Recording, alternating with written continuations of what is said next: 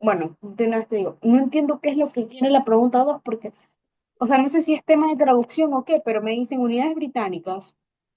En los BTU, la energía, Ajá, en unidades británicas, que básicamente le diga el calor, bueno, la corriente de vapor del reboiler, que serían esos intercambiadores de calor en cada columna. O sea, hay dos columnas, la columna uno y la columna 2, ¿cierto? sí. En el intercambiador de calor que tú creo que lo llamas como B, Mira, yo así hay. justamente por eso, ya te explico, niña, qué es lo que hice. Porque justamente por ese motivo decidí calcular la energía en A, en B, en C y en las torres de una vez, por si acaso. Ok. Espera, déjame explicarte una vaina. Ya. ¿Sí te acuerdas que nos quedamos en este pedacito que está aquí, verdad? Ah, sí, sí, sí. Ya, mira, quiero que veas lo siguiente. Voy a ocultar. Ya, mira. ¿Qué te parece si H2 menos H1, como vemos que físicamente es la salida de la coraza, menos la entrada de la coraza, le ponemos calor de ya le puse otro nombre. Esto era sí, pongámosle de la coraza. Y esta cosa que está acá sería el flujo de calor en cambio del tubo. ¿Te parece? Ujú. Y qué sucede si yo te digo que el sistema es adiabático? Si el sistema es adiabático, el flujo Eso es de igual calor a total cero. es igual a cero. Entonces ahí es donde yo te decía que el flujo de calor de la coraza es el negativo del flujo de calor del tubo. ¿Ya? Ahora, normalmente el que es negativo es porque se está enfriando, o sea, es la corriente de enfriamiento, o en este caso sería el refrigerante. Y el que Oh, es positivo es la que se está calentando o es el flujo de calentamiento. ¿Se entiende la idea hasta ahí o no? sí, entendido. Ahora mira, quiero que mires el intercambiador de calor en A. Si te das cuenta que el intercambiador de calor recibe la corriente 1 y sale la corriente 3. Pero Ajá. ya calculamos que la corriente 3 es 120 grados Fahrenheit, ¿verdad?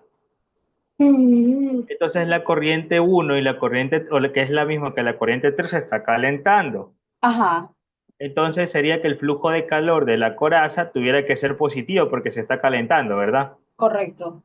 Entonces mira lo que va a pasar. La entalpía 3, que es la de salida, menos la entalpía 1, o el flujo entálpico 3 menos el flujo entálpico 1, si yo los resto, mira cuánto me da. Ok, ¿Medio positivo o negativo? positivo. Ya, positivo, ya. Pero eso realmente no era lo que yo quería que tuvieras. ¿Y te acuerdas que yo te dije que los flujos de calor eran los que no podían cambiar a pesar de que cambie el punto de referencia? Sí.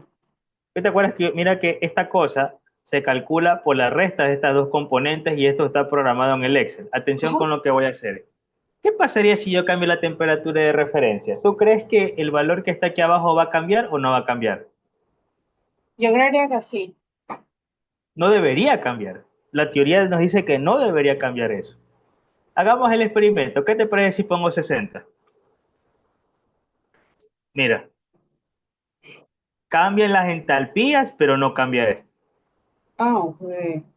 Pongámosle Tenía 50. mala teoría entonces porque según yo, si yo restaba dos puntos diferentes no iba a cambiar siempre y cuando mantuviera el punto de referencia, pensaba. Lo que sí cambia, mira, verás, lo que sí está cambiando son los valores de las entalpías. O sea, las entalpías, estas cosas que son las entalpías, sí va a cambiar.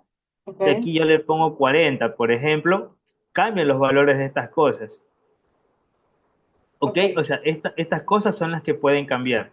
Cambian los valores de las entalpías, pero las diferencias a los finales menos los iniciales no pueden cambiar. Es por eso que ninguna de estas cosas que está aquí no ha cambiado. Le voy a colocar 70 otra vez. Mira que no cambia. ok, entendido. ¿Entiendes la idea hasta ahí? Ujú. Ya, entonces, ya, mira, para no atormentarte la vida, vamos a hacer rápidamente lo siguiente. Lo voy a explicar súper rápido. Ya, creo que nos quedamos en la corriente 5, cómo se calcula, ¿verdad? Sí.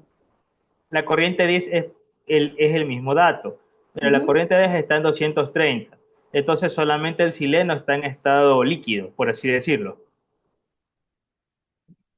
Porque la corriente 10 es 230, el benceno es 175, o sea, se convierte en gas, el tolueno es 228,2, o sea, se convierte en gas, pero el sileno tiene 289, o sea superior a la temperatura de la corriente 3. Por lo tanto, esa cosa no debería convertirse en gas. Sí, Pero sabemos que la corriente 10 es gaseosa. Entonces lo que se hace es simplemente hacer el mismo truco. Para el benceno, como si se convierte en gas, utilizamos el CP gaseoso con su respectiva diferencia de temperatura, que es la temperatura de referencia menos la temperatura de ebullición, más el calor latente de vaporización para convertirlo en gas, y luego sería la entalpía de gaseoso, perdón, el CP de gas, que es la que está acá, menos la temperatura de la corriente, en este caso que es la 10 menos la temperatura de ebullición. ¿Se entiende la idea hasta ahí o no? sí, Ya, listo. Ahora vamos lo mismo ahora con el tolueno. El tolueno ocurre lo mismo. Sería CP líquido menos la temperatura de ebullición.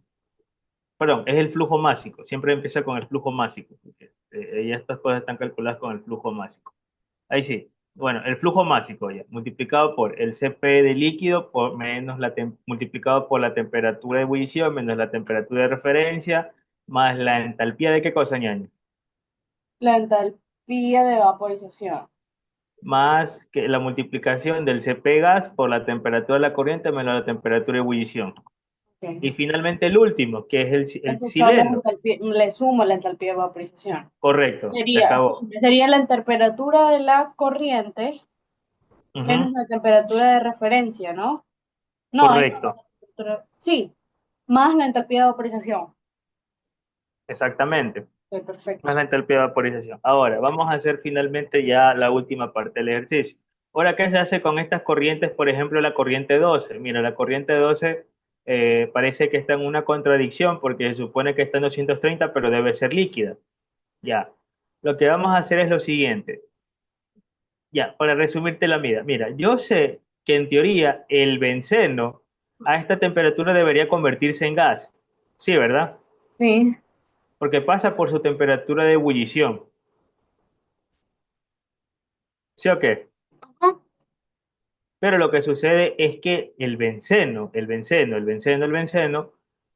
técnicamente nunca se convierte en gas. Así que lo único que vamos a hacer o asumir es que simplemente vamos a utilizar en todo el proceso el CP líquido. ¿Sabes qué? Solo con el benceno lo voy a hacer, ya, solamente por temas para que se entiendan las ecuaciones. A ver, voy a explicarlo rápidamente con qué ejercicio lo estoy haciendo. Ya, lo estoy haciendo con la corriente 2. Ya, sería la entalpía de la corriente 12, solamente lo voy a hacer con el benceno, ya sería el flujo Sí. másico del benceno en la corriente 12 por la entalpía específica del benceno en la corriente 12 más la componente que hace falta aquí. Entonces, para el benceno en la corriente 12 sería el flujo del benceno en la corriente 12 y yo debo recordar lo siguiente. Yo sé que en temperatura de referencia yo tengo 70 grados Fahrenheit y yo tengo el benceno, solamente estoy analizando el benceno, es líquido. Y yo lo quiero a la corriente 12 que esté a una temperatura de 230 grados Fahrenheit y que el benceno se conserve como líquido, ¿sí o qué? Sí. Entonces, si tú te das cuenta, en este caso el benceno nunca se convirtió en qué cosa, en líquido. Entonces sería el CP del benceno ¿Cómo en nunca se estado convirtió en líquido, líquido? perdón, nunca cambió de fase, tienes toda la razón, nunca se convirtió en gas, Ay, a ay. pesar de que sabemos de que en la teoría el benceno cruza por su temperatura de ebullición. Ujú. Entonces simplemente sería la temperatura del benceno menos qué cosa, la temperatura de la corriente 12 menos la temperatura de referencia. O sea, realmente debería por formalidad, ¿no? Uy, dame Sería, un ratito. Mira lo que me salió. Espérame. ok.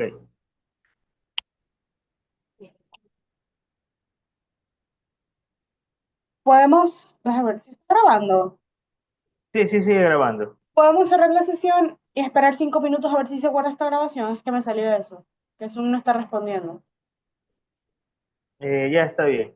Ya te aviso, déjame ver si se guarda esta grabación ya.